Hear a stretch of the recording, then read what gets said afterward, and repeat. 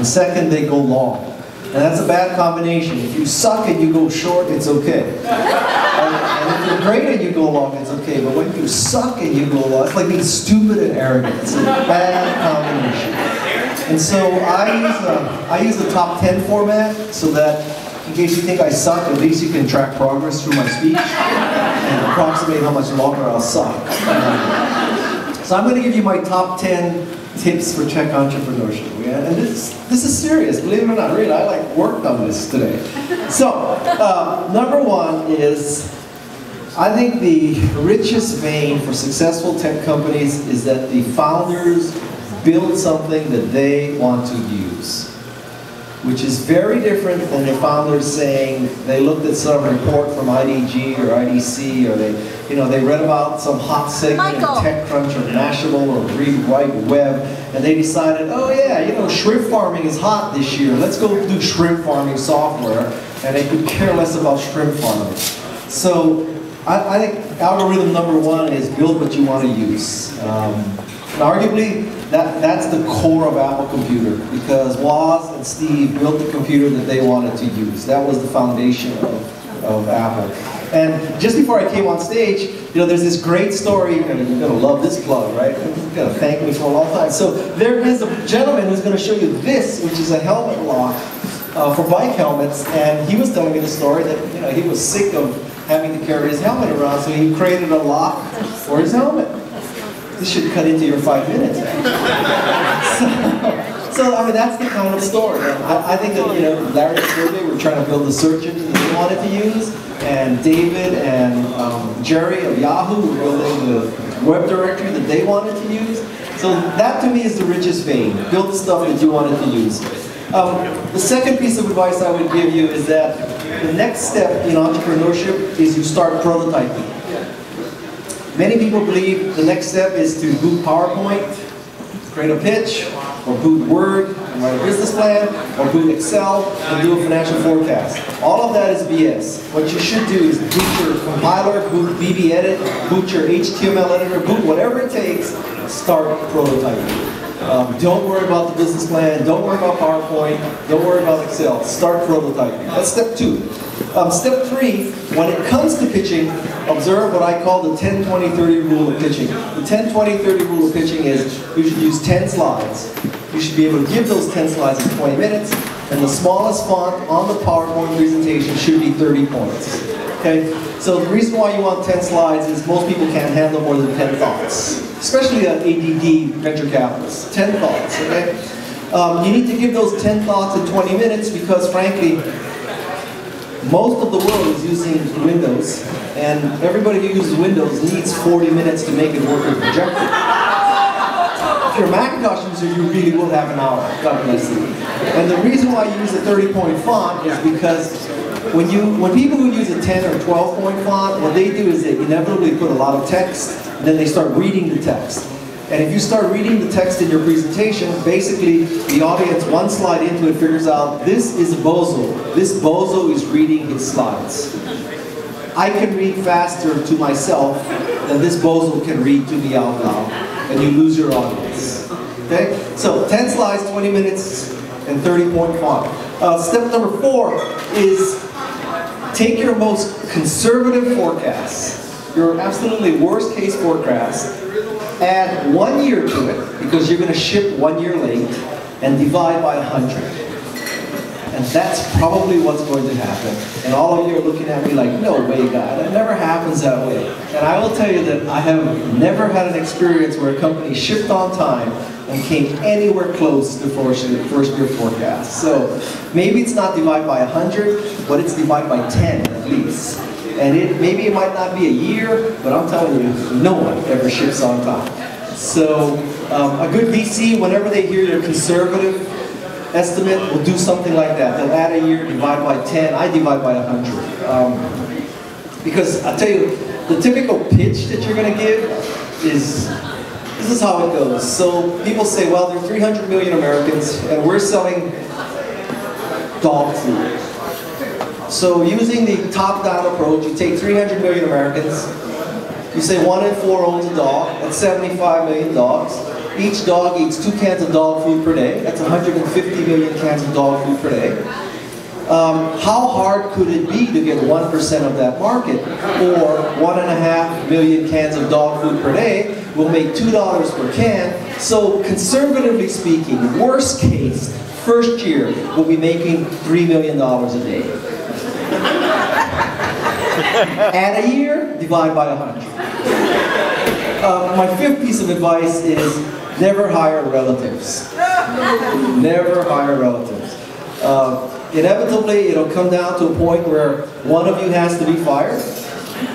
It gets particularly ugly if you have outside investors and the outside investors tells you you have to fire your husband, you have to fire your mom, you have to fire your wife. It gets really ugly.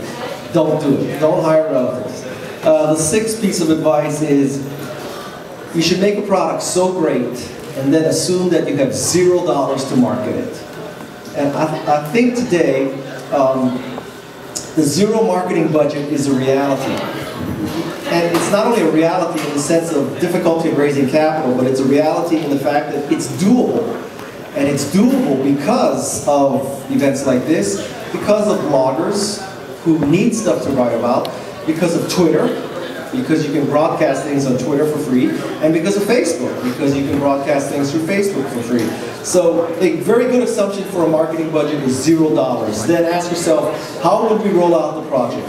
How would we roll out the product? Many companies go through this kind of fiction where they say, well, step 1 is we do PowerPoint. Step 2 is we create this great pitch. Step 3 is we raise $5 million.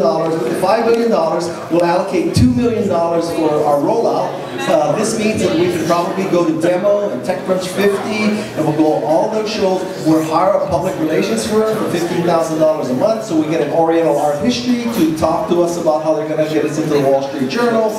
And that's just insanity, okay? So assume $0 for marketing. Then ask yourself, how would you do marketing? The 7th thing is, vis-a-vis venture capital, you should consider venture capital to be roughly cocaine. And it might make you feel very good for a while, but eventually it will kill you. So what you want to do is avoid it forever if possible, but if you have to take it as late as possible. The old plan A used to be raise the $5 million, spend the $2 million introducing a product, then you raise another $15 million, and then you raise another $25 million, and you go public, and hallelujah, everybody makes $1 billion, okay? That's a fiction. That doesn't happen anymore. So plan B, as I call it, now is with 2 people in a garage, right? And let's look at the cost that you have to encounter. You need tools. Every tool is open source and free today. You need marketing. Twitter, Facebook, MySpace, free. Blogging, sucking up the bloggers is free. All right, so now marketing is free. You need infrastructure. Infrastructure is not free, but using Rackspace or Media Temple or the Amazon services, you know, for $1,000 a month, you get terabytes of data. There's no reason to buy servers anymore. So more or less, infrastructure is free. And the last thing you need is people. And because of the recession, people are free. So basically, I'm telling you, everything is free. So plan B is do everything for free. And when you try to raise venture capital, ideally, you would show up with a business that's already scaling. And you would go to the venture capitalist, and instead of saying, please give me money so that we can build our product, you'll say, please give me money because we need to hire more salespeople because we have so many sales inquiries, we cannot handle it. And furthermore, we're adding so many people as customers, and we're having so many page views that we need to scale our business. We're having trouble scaling because it is too popular. That is a venture capitalist's best case dream scenario. Okay? So use no money and get to that point. The 8th piece of advice I have for you is that contrary to what you may hear about strategic marketing and strategic positioning and potential and all this kind of stuff, basically sales fixes everything. As long as you're selling stuff, you're in the game. As soon as you're not selling stuff, you're no longer in the game. Which leads me to point 9, which is very related to this. Point 9 is 90% of the partnerships are 90% bullshit. Partnership is a word that you use. You didn't hear that, right? This is my daughter. Partnership is a word that you use when you're describing a relationship where neither of you will make money. That's what a partnership is. If you want a very good test for a partnership, a very good test for a partnership is after the partnership, did you have to boot Excel and reforecast the results? Because the partnership either created more sales or reduced costs. Most times when you announce a partnership, you don't boot Excel. That's the problem with partnerships. If a partnership doesn't change your Excel spreadsheet, it's not a partnership. It doesn't really work. And the 10th thing, and probably the most important, as a tech entrepreneur, you're going to have to learn to deal with bozos. And these bozos are naysayers. They're going to tell you it can't be done, it shouldn't be done, it isn't necessary. You know, how can you possibly compete against Apple, Google, Cisco, Yahoo, Twitter, you know, Facebook? How can you compete against those entrenched companies? There are 2 kinds of bozos in the world. One bozo is slovenly, disgusting, pocket protectors, dandruff, overweight, Japanese watch, rusty car. Okay, so you look at that person and say, wow, you're a loser. Why would I listen to you? Because only a loser would listen to a loser. That's not the dangerous bozo. The dangerous bozo is rich, successful, and famous. The dangerous bozo dresses in all black. The dangerous bozo has a car from a manufacturer that ends in I, like Maserati, Lamborghini, or Ferrari. Beware of people who own a lot of things that end in I, other than Audi. And this bozo resistance. I need to tell you some examples of bozosity, so that when you encounter bozosity in your careers, you've already built up the resistance. So one piece of bozosity is that in 1943, the chairman of IBM, Thomas Watson, predicted that the world market for computers was 5. So I have 5 Macs in my house. I have all the computers he anticipated in the world. In 1876, the Western Union said telephones had too many shortcomings to be a serious product for Western Union. They wrote off telephony in 1876. Now, maybe they were going to teach everybody the Morse code so they could have a telegraph in every house. How hard could that be, right? But they wrote off telephony. That's why Western Union is in PayPal today. It's very hard to go from telegraph to internet if you write off telephone in the middle.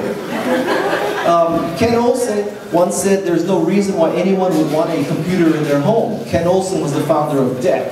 He was so successful in the personal computer curve, he could not embrace, he was so successful in the mini computer curve, he could not embrace the personal computer curve. And my last example of bozosity is about 15 years ago, Mike Moritz of Sequoia asked me if I wanted to interview for the CEO position of Yahoo. And I told him that it was too far to drive because I was living in San Francisco with my wife and we had 1 child and we had a 2nd child in beta. i.e. she was pregnant. And I also looked at what Yahoo was, which was nothing more than a directory of websites, and I said, you know, Mike, what's the proven management team? These 2 guys went to Stanford and what, worked in the bookstore?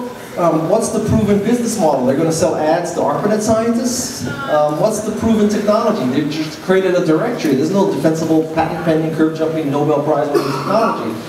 So I turned down the opportunity to interview for the CEO of Yahoo. Now, let's suppose I wasn't so stupid. Let's suppose that I did take the interview. I would have gotten the job, okay? And back then, 15 years ago, as the first CEO of Yahoo, I would have gotten 10% of Yahoo because I would have been the first adult at Yahoo. And the option strike price would have been 10 cents. So I would have had 10% of Yahoo at 10 cents a share. I would have exercised 4 years later after vested at $2,000 a share. I made $1,990.99. Excuse me, $1,999.90 per share, give or take. Right? So, I've been thinking about this for about 15 years now. Because when you make a mistake of this magnitude, you tend to obsess about it. So, let me tell you what really would have happened. So I would have gotten 10% of Yahoo, 4-year vesting period. 2 years into the vesting period, they would have said, you know, guy, we need someone who can take Yahoo to the next level. Someone who can stand toe-to-toe with Steve Jobs, Steve Ballmer, Bill Gates, Rupert Murdoch, Barry Diller, Michael Ovitz, all the big hitters. So we're going to replace you as the CEO of Yahoo. And I would have said, you know what? Fine. I'll tell you something though, I'm Japanese American. As a Japanese American, I'm an oppressed minority. You cannot fire me. You cannot fire me. Right? We're still upset about World War II because you interned all of us. Now you think you're going to fire me? I don't think so. Tomorrow there will be a what are you guys looking at? Tomorrow there will be a wrongful termination law. I thought I was funny. It's this that's funny. Tomorrow there will be a wrongful termination lawsuit. Tomorrow at noon, turn your TV on to CNN because there will be 60 old Japanese ladies protesting in front of Yahoo's name. And so they would have said, well, what will make you go away quietly? Because venture capitalists believe they can buy themselves out of any problem. And I would have said, just fully vest me. So by my calculation, that response, my act of bullosity, cost me roughly $2 billion. If I had not done that, believe me, I would not be in this dark nightclub here. Right? And I wouldn't be thinking, boy, I'm so lucky to get the free helmet lock and the t-shirt. You know? Because if I had $2 billion, I'd have my people fight for me.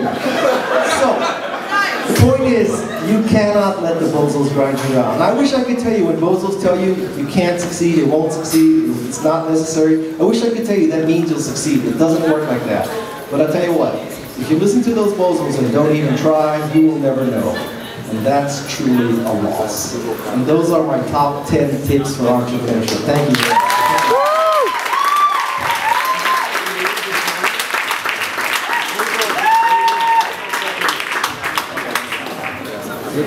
Thanks, guy. That was great.